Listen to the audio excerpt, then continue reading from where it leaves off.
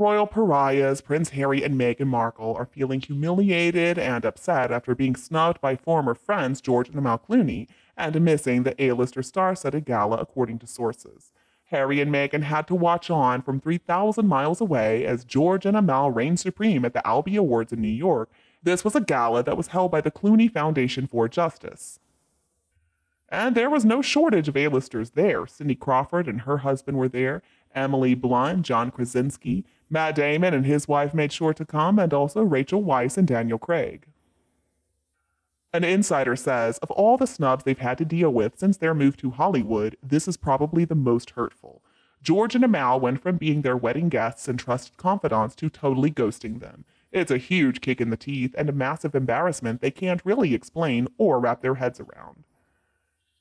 Looks like we can add this to the very long list of disappointments that Meghan and Harry have had to deal with since they quit their royal duties back in 2020 and moved to a $14 million McMansion in Montecito, California, where they live with their invisible children, Archofficial and Invisibed. Recently, of course, Meghan and Harry have suffered a series of setbacks. Some lucrative deals have fallen through, and people they thought were their friends want nothing to do with them. The insider explains, truth is, George and Amal don't have time for Meghan and Harry's drama or fakery. The gala would have been a dream event for the two, but George and Amal knew only too well the circus that follows them would have ruined it for others. So there's little doubt at this point that the Clooneys have decided to cast Meghan and Harry out of their social circle, according to spies. But the source says it's baffling to the Sussexes because they've never done anything to warrant this sort of treatment. As far as they can see, it's come totally out of left field.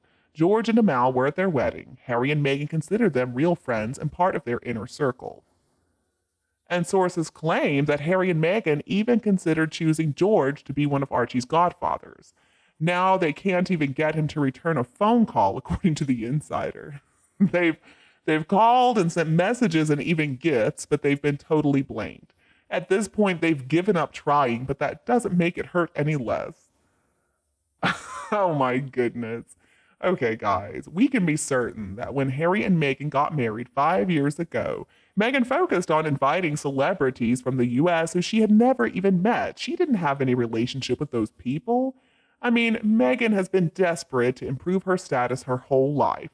She viewed her wedding to Harry as a big ladder up to star status. She thought she had finally found her ticket to fame. Make no mistake, Meghan's goal this entire time has been fame and money for herself. From the time she began stalking Harry all the way to when she walked down the aisle to marry him. See, Meghan didn't really get to be around celebrities in her own career. She was never invited to the Emmys, she wasn't invited to the Oscars, she didn't have any real A-list friends. She was never going to achieve that by herself, and by the time she met Harry, she was getting pretty long in the tooth for Hollywood. She knew that she was approaching her expiration date, so she decided the best way for her to achieve a level of fame, knowing that she didn't really have any talent, was to stalk and marry Harry. She doesn't love him. She loves what he can give her, or what she believes he can give her. And now it looks like she's stuck with him. Meghan was so focused on making her way up that social ladder, she didn't think about what was going to happen when she fell back down. When she invited people she did not even know, but no family members other than her mother to that wedding, most people saw what she was all about.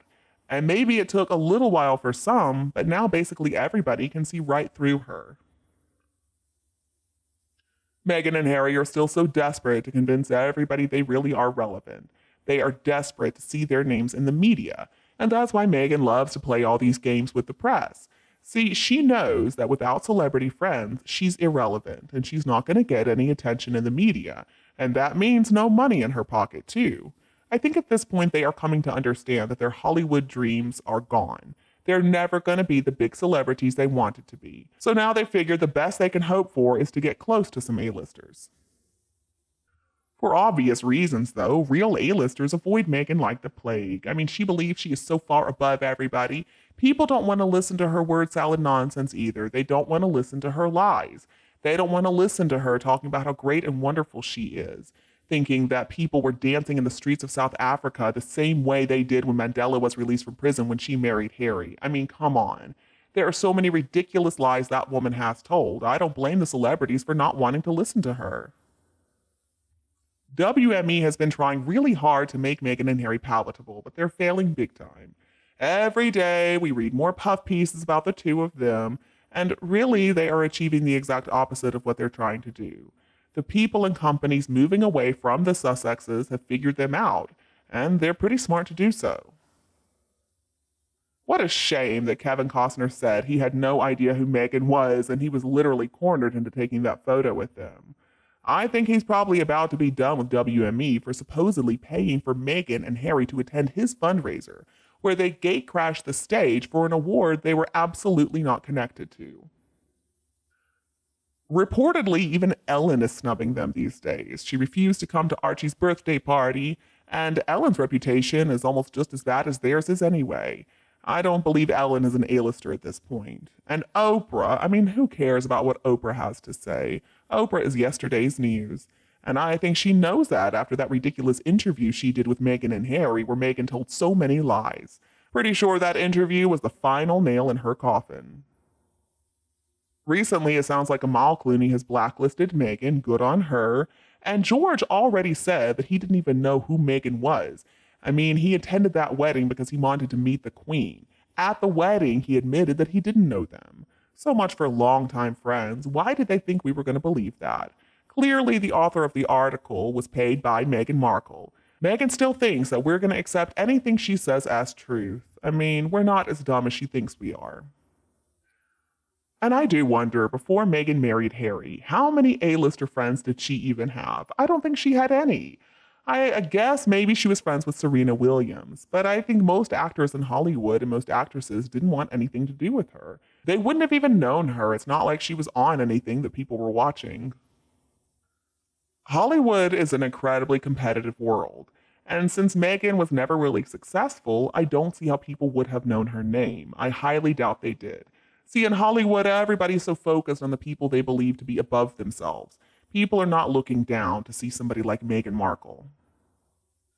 She's also very transparent. I know she believes herself to be so cunning, so sneaky, but she's not. People can see exactly what she's up to, and people don't like it. People don't like to be taken advantage of. And I think part of Meghan's problem is that she grew up in Hollywood. She was going to studios with her father, and that's where she got this idea in her head that her ultimate goal in life was to be famous. Well, rich and famous. And I think she has focused on that goal her entire life. Meghan is so desperate for it girl status, but the thing is, that's something you cannot buy. The kind of fame that Meghan wants is always going to be just out of reach for her, because the kind of fame and adoration that she wants, you cannot buy. See, Meghan Markle isn't likable. She's not talented, and people are simply not interested in her. She doesn't have that spark that makes people want to work with her, that makes people want to watch whatever she's starring in. She just doesn't have it. It makes a lot of sense to me that now Meghan's trying to hook up with the Kardashians. I think at this point that is the most she can hope for. And you, what do you think about this issue? Let me know your views below in the comments section and let's discuss this together. And please don't forget to support us more by clicking that subscribe button for Kate Middleton and the Queen channel. Thank you so much for watching, have a lovely day, and I'll be back to see you in the next videos.